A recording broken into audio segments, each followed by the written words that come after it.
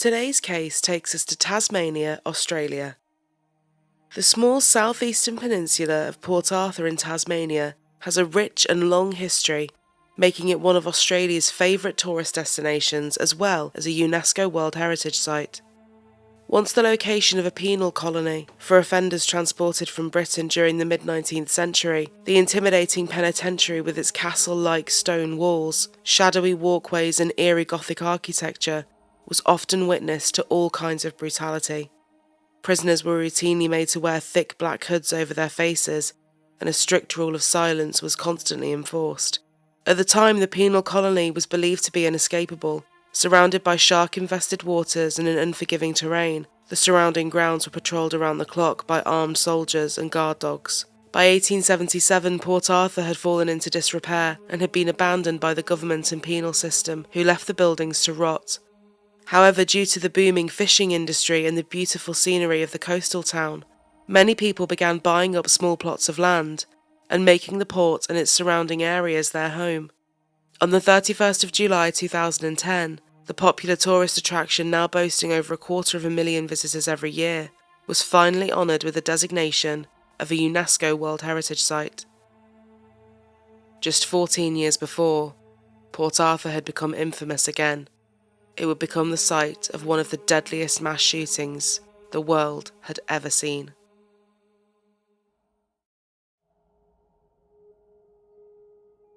Martin John Bryant was born on May 7, 1967, in the small suburb of Newtown in the Tasmanian capital of Hobart, to parents Maurice, a waterside worker, and Carleen, a housewife. Martin was slow to develop speech as an infant and had difficulties with forming relationships with others from a young age. His mother later said that Martin often displayed destructive tendencies from a very young age and would deliberately break his toys and leave the broken pieces scattered around the house. He attended the local primary school and quickly gained a reputation as a difficult and disruptive student. He disliked attending school and was bullied by other pupils for his lack of social skills. Children often chanted, "Silly Martin, no sense, no feeling," whenever they spotted him wandering around the playground. He would later tell a psychologist, Paul Mullen, "No one wanted to be my friend." In a misguided attempt at bringing his son out of his shell, his father gave him a Pallet air rifle, which only exacerbated Martin's antisocial tendencies, as he would spend hours torturing and killing birds and other small animals.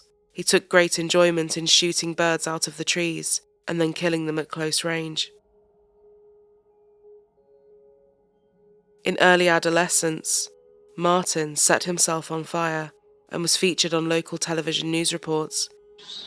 Going up to my bedroom and I wanted to see, I had this light and I had this coloured skyrocket and I wanted to see if the wick went quick, so I lit it and it went fast and I tried to make it go out but I couldn't, and I broke the stick trying to get out but I couldn't, and it made a hole through my jeans. You'll be in here for a while longer, won't you? Yeah, about a week.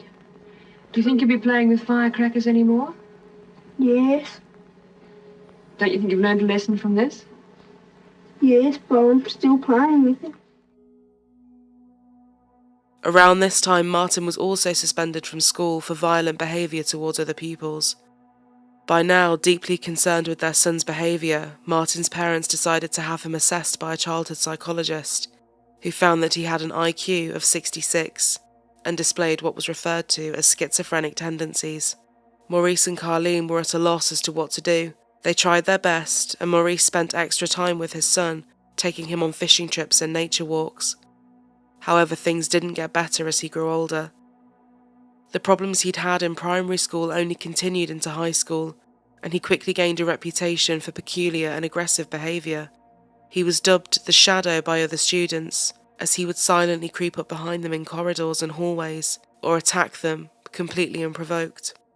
Forensic psychologist Paul Mullen later explained Martin's aggression as the struggles of a child who felt helpless in the face of the demands of the world, and who sought to gain some sense of power and restore some sense of self-esteem through ridiculing or hurting others.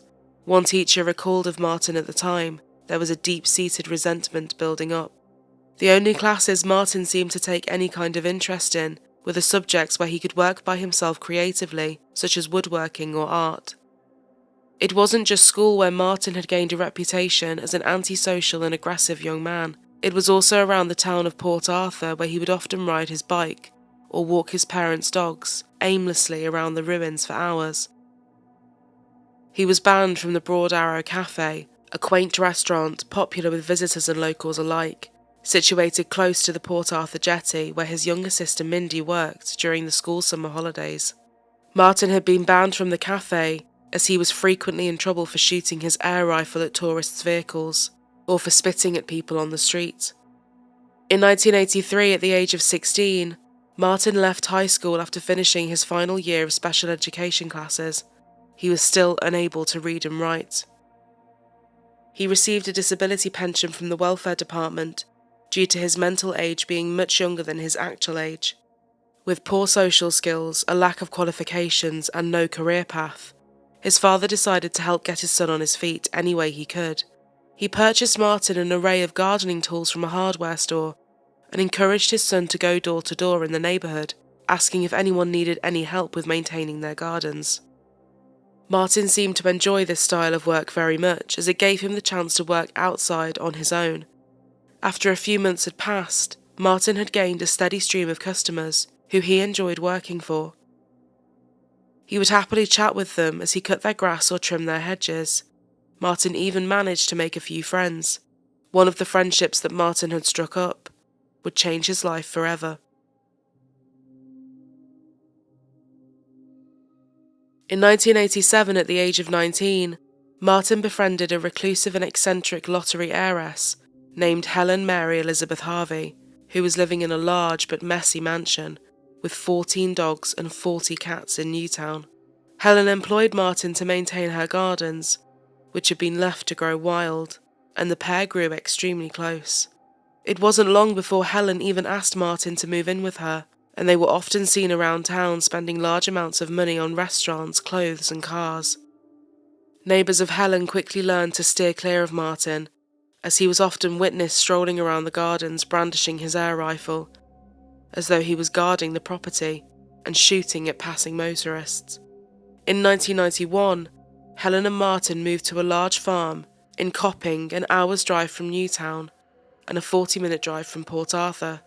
Various animals, including pigs, were allowed free rein within the farmhouse, and Martin had a favourite pig that he kept in his bedroom at night.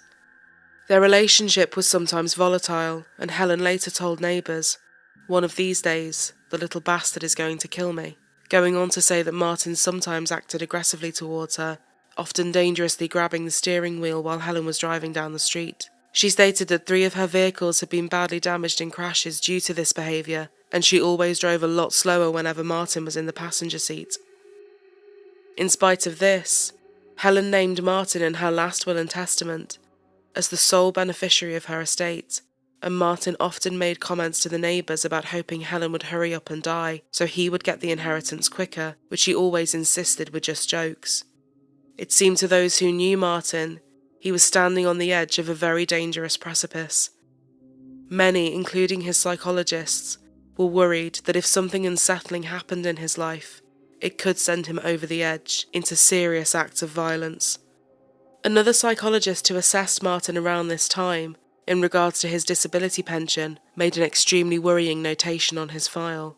"Father protects him from any occasion which might upset him, as he continually threatens violence. Martin tells me he would like to go around shooting people. It would be unsafe to allow Martin out of his parents' control." After over a year and a half of living together, Helen and Martin were involved in a serious road traffic collision in late October of 1992, when Helen's car veered into the path of an oncoming vehicle. Helen was killed instantly. Martin suffered serious injuries to his back and neck and was hospitalised for 7 months. After receiving numerous tips from Helen's neighbours, police investigated both the car crash and Martin, but after finding nothing incriminating, the case was dropped, and Martin inherited assets totaling $550,000. Due to his additional needs, Martin's mother and father were made trustees of the inheritance, while Martin was still recovering in the hospital. His father moved into Helen's farm and began selling off her belongings and all of the farm animals. This was something that angered Martin and put a strain on the already tumultuous relationship with his father. In August of 1993, almost a year after Helen's fatal car accident, another death occurred close to Martin. Martin's 60-year-old father, who disappeared from the farmhouse one day, just leaving a note pinned to the front door that read, "Call the police." After being called by a neighbour who had spotted the note, police arrived at the property and found Martin cutting the lawn, apparently unaware of his father's disappearance. Maurice was later found by police divers, drowned in a dam close to the farm. Police ruled the death as unnatural but not suspicious, as Maurice was known to be on antidepressants at the time of his death. Again, Martin inherited a large sum of money and assets from his father, and after selling Helen's farm, he was now close to being a millionaire. Over the next couple of years, Martin changed the way he acted and dressed, buying expensive suits and travelling around the world, to countries such as the United States, New Zealand and Japan. He started to learn to surf, and later took on a surfer-style appearance, which he had always admired, growing his blonde hair longer, although he never really improved at surfing, and his expensive surfboard rarely left the rack on the roof of his yellow Volvo sedan. Martin also tried to start dating, something which had always been difficult for him, and none of these relationships seemed to last very long. With the failure of his romantic relationships, his difficulty in making new friends, and the deaths of two people he was closest to, Martin began to feel increasingly isolated and alone. He was shunned around town for attempting to forge relationships with children much younger than himself, and he was warned to stay away from the local Catholic girls' school multiple times for loitering around the school premises. He later told a psychiatrist, "I just felt people were against me. When I tried to be friendly toward them, they just walked away." He was prescribed a tricyclic antidepressant to help him cope with the manic mood swings he was experiencing. It was around this time that Martin suddenly started collecting rifles, purchasing an AR-10 semi-automatic rifle from a local newspaper ad, and at some point later a Colt AR-15, an L1A1 self-loading battle rifle, and a USAS-12 automatic shotgun.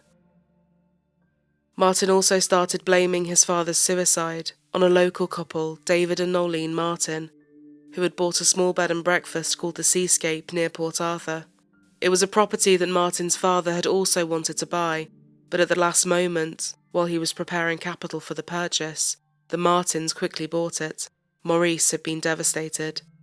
Martin came to believe that the elderly couple had deliberately acquired the property to hurt his family, and remembered his father complaining bitterly about losing it to the couple multiple times.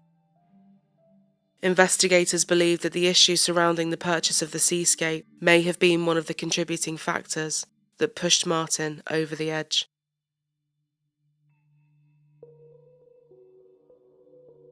On the morning of Sunday, the 28th of April, Martin was awoken by an alarm clock at 6 a.m. This was something that was highly unusual, as Martin never used an alarm clock according to his current girlfriend, who was staying with him at the time. The couple had breakfast together at around 8 o'clock, and then his girlfriend left for home. A little while after her departure, Martin took out a large blue sports holdall and packed his rifles into it. He then left his home, placing the holdall of guns in the back seat of his yellow Volvo, the surfboard still secured to its roof, and drove towards Port Arthur, stopping a couple of times on the way at 2 separate gas stations to buy a cigarette lighter and then a $15 canister of gasoline. At the second gas station, Martin also bought a cup of coffee and sat drinking it slowly whilst chatting to the station attendants, telling them he was going surfing, a fact they thought was strange as the ocean was calm that day and there were no waves. Something that has never been fully explained by Martin or the police investigators was why, after leaving the second gas station and continuing on to Port Arthur, Martin stopped again, this time at a supermarket, where he purchased a bottle of tomato sauce and placed it in the back seat with the holdall of guns. What he intended to do with it remains unknown. At approximately 11:45, he arrived at the Seascape, He forced his way into the building, brandishing the Colt AR-15 from his holdall, and hit 69-year-old Nolene over the head, with the stock of the rifle knocking her to the ground.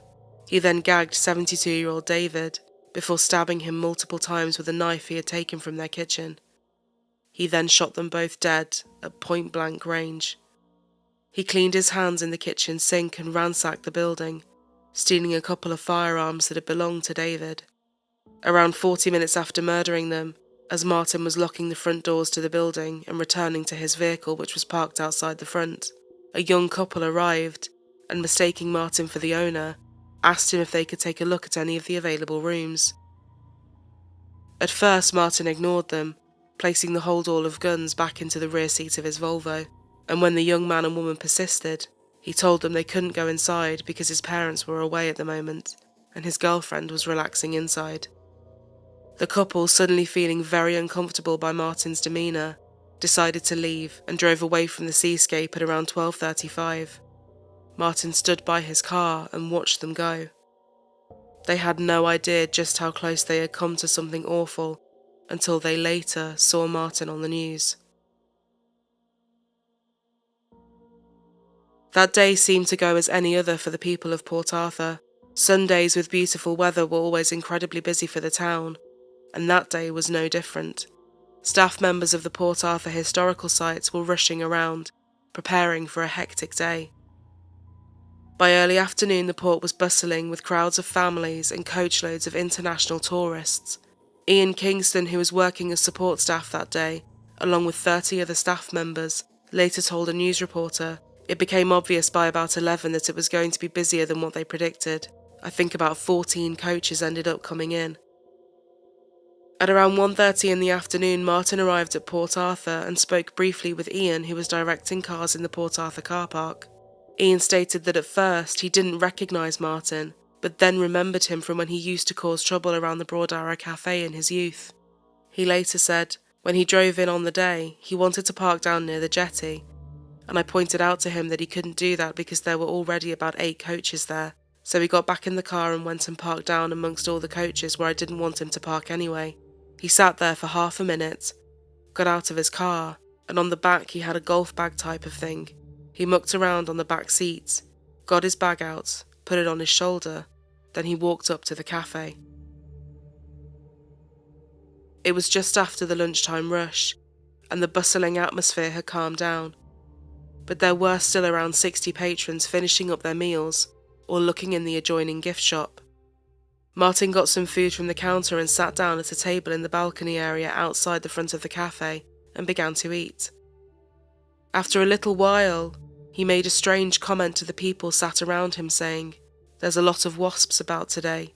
Investigators are still unsure if this was a comment about actual wasps or if he meant white Anglo-Saxon Protestants. A few moments later, he spoke again to the same group of people, commenting on the fact that there weren't many Japanese tourists in Port Arthur on that particular day. After finishing his meal, Martin went back inside the cafe, returned his tray, and placed the large blue holdall on one of the tables. Before anyone could react to what was about to happen, he opened fire on the crowd. People dived for cover or attempted to play dead on the floor, as chaos and gun smoke filled the small cafe. One man, 29-year-old Jason Winter, sacrificed himself to protect his wife and infant son by throwing a tray at Martin as he approached them in an attempt to distract him. He was shot and killed. His wife and baby survived. Another man, 44-year-old Anthony Nightingale, tried to stand up to Martin and yelled at him, "No, not here," but he was also killed instantly. Martin slowly strolled around the room, shooting anyone that moved indiscriminately from the hip. Within a matter of seconds, the boy who had once been banned from the premises for shooting his air rifles at tourists had murdered 20 and seriously injured a further 15. This guy's right. I'm pretty sure something's got a gun. I can be bloody positive of it. There's somebody going crazy shooting people here.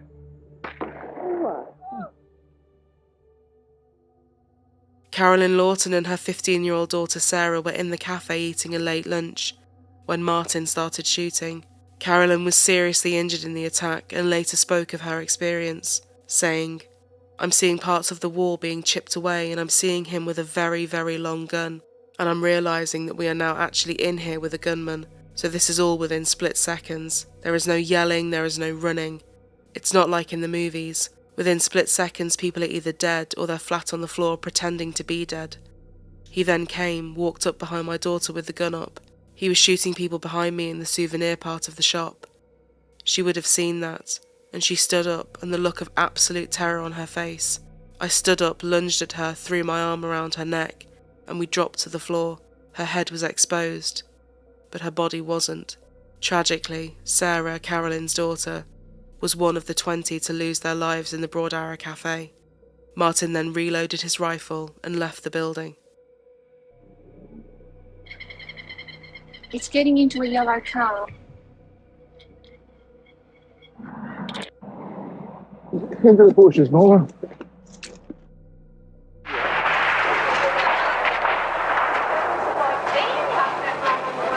heard the gunshots?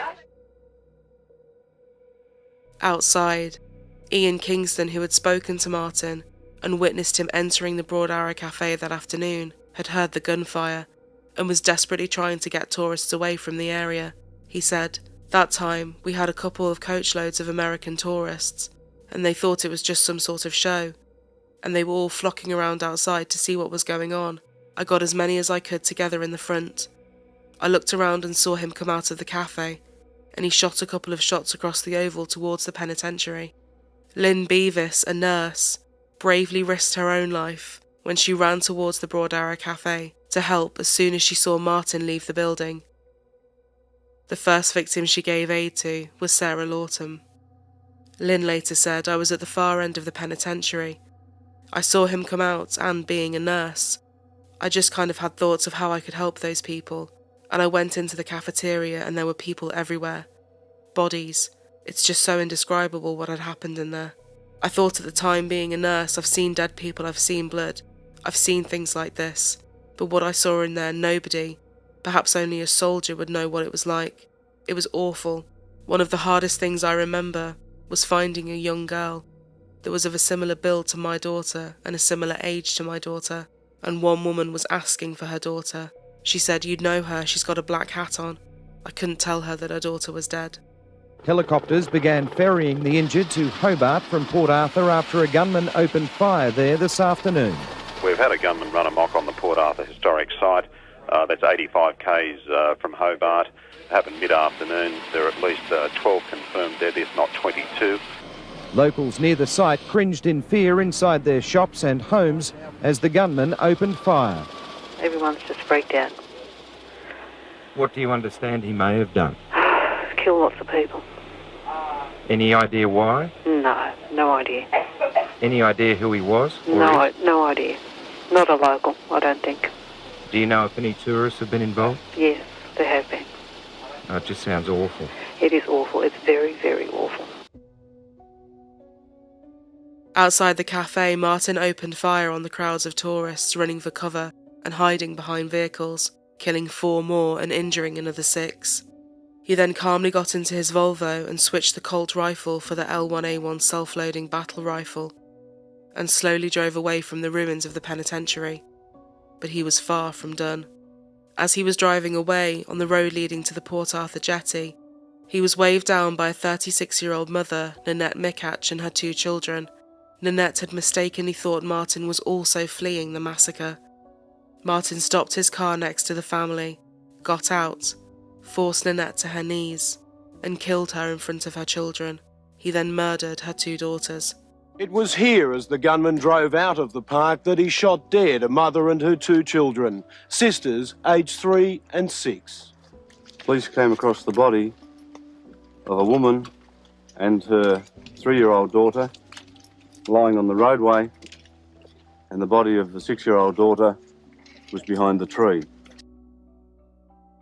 Pauline Grenfell, who had witnessed the murder of Nanette and her children, later told a British newspaper, when he got out the car, his arm went to the mother's shoulder and he was saying, get down," as she was begging for her children's lives. "I saw the mother fall when he shot her, but I didn't really see the little girls.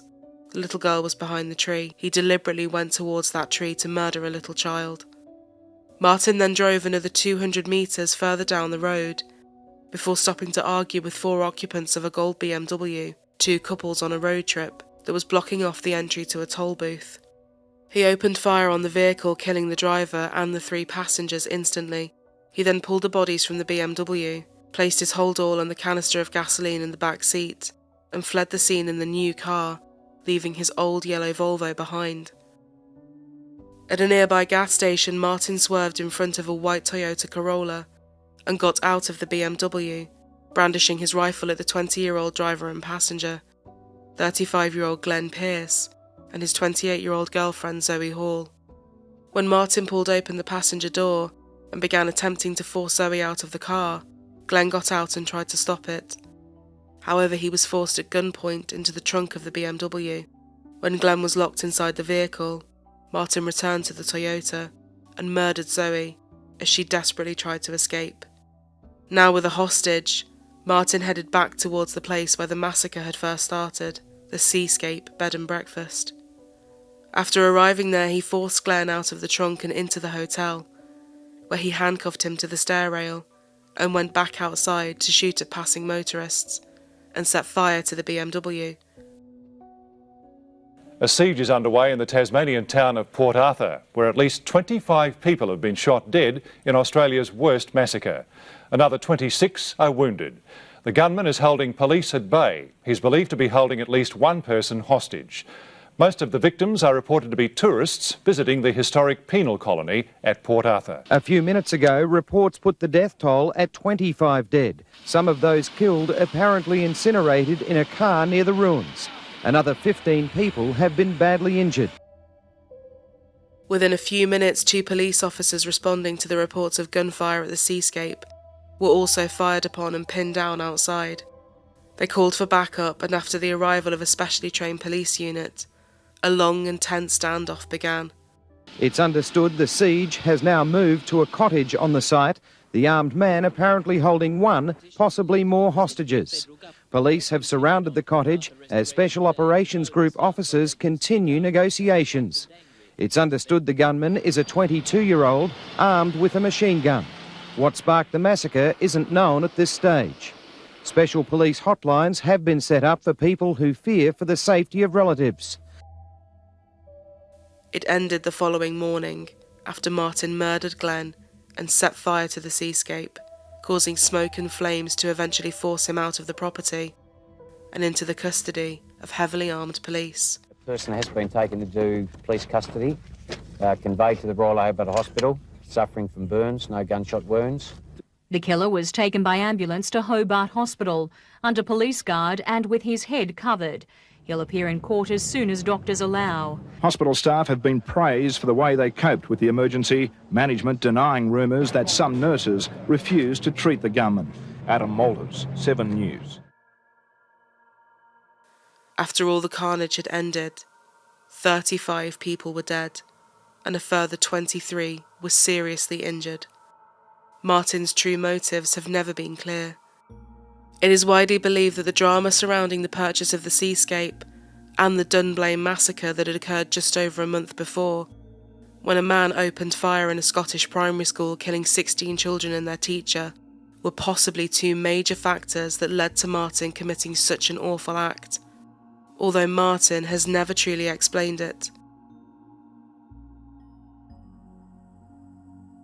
Superintendent Jack Johnson is in charge of police operations. David Johnson spoke to him a short time ago. Now, when you arrived at the scene here, I understand that you described the scene in the tea rooms as something like war. I was very perturbed when I went into those facilities down there in the restaurant because whilst I haven't seen a war zone, that's what I've seen on the television and depicted in other arenas as being a war zone. The Prime Minister and Opposition Leader and Democrats Leader are heading for Port Arthur this morning to pay their respects to the victims of Sunday's massacre. They will join the Governor-General for a memorial service in Hobart later today. Last night at St Mary's here in Hobart, a very moving mass attended by community leaders and people from throughout this district, including school children who at one stage during the mass lit a candle for every one of the 35 victims. It was very touching.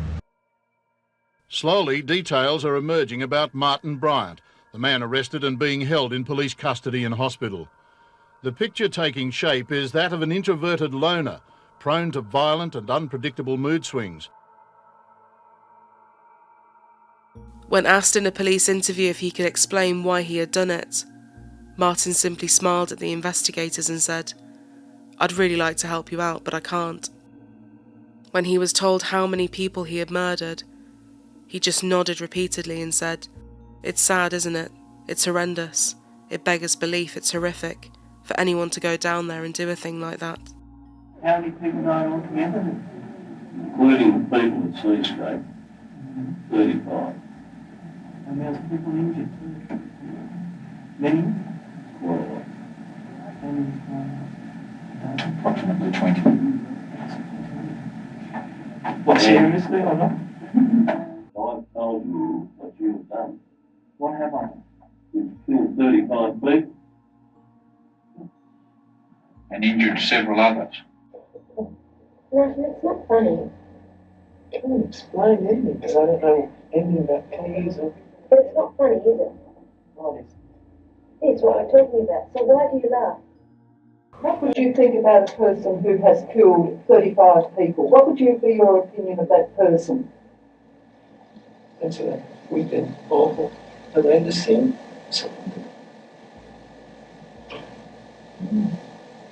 I don't know.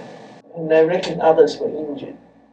There were many injured. There was two little babies killed, shot.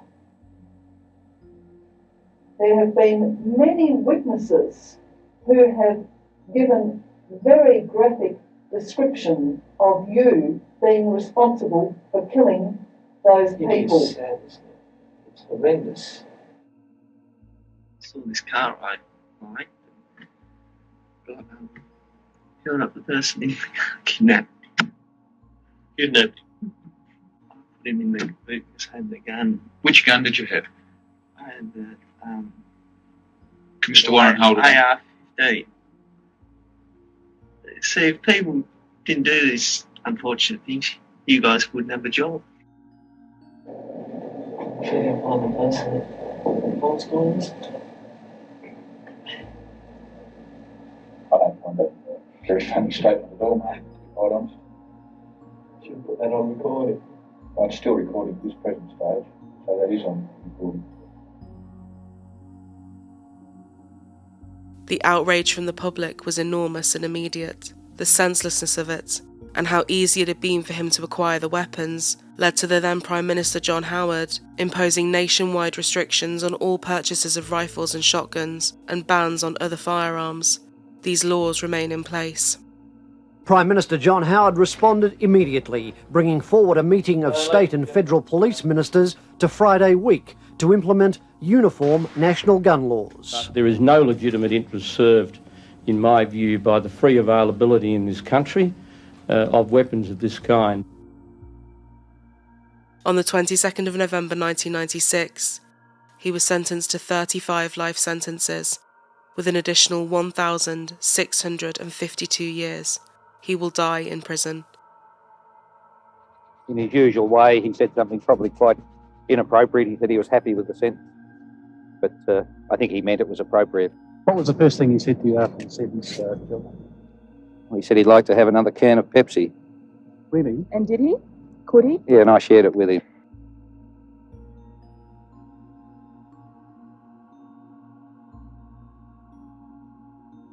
As of 2023, he has never fully disclosed his motives for the massacre and is currently housed at Risdon Prison, where he has attempted to end his life on multiple occasions. His only visitor is his mother, Carleen. Martin is in jail. He will never be free, will he? No. Who will visit him when you're no longer around? Probably nobody. And his psychological condition, his mental state, what's he like? That's confidential.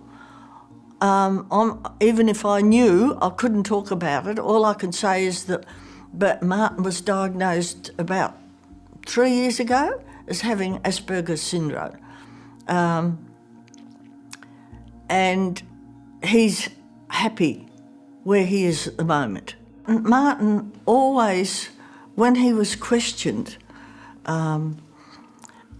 probably for weeks after, before I saw him again, he always said he was never in Port Arthur at Broad Arrow. And you believed him? Yes. There's no evidence that Martin was there. But none of that was needed because Martin said in court, yes, I did it. And you went along with it. Exactly. And now you wish you hadn't. Of course, I'll regret it for the rest of my life.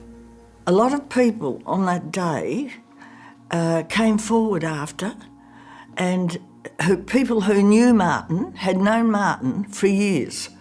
And they said, as far as they were concerned, they didn't recognise the gunman as being Martin Bryant.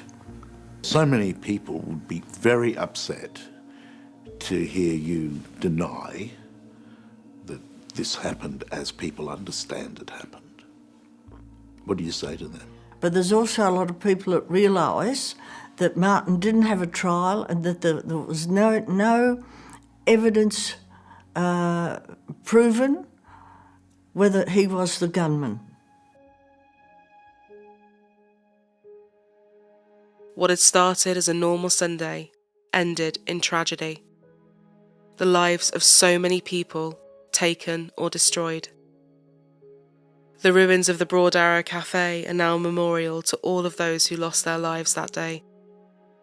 For the residents of Port Arthur, they will never be forgotten.